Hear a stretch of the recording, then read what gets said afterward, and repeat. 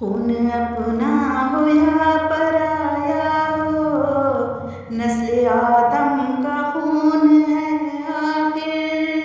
जंग मशरिक में हो या मगरिब में, हमने आलम का खून है आखिर। बम घरों पर गिरे कि सरहद पर, रूह तामीर जख्म खाती है।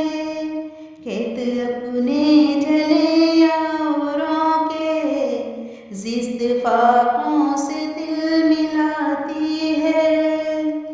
टैंक आगे बढ़े या पीछे हटे, कुख धरती की बांझ होती है।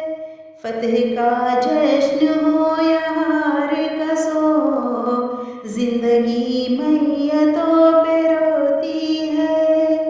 जंग तो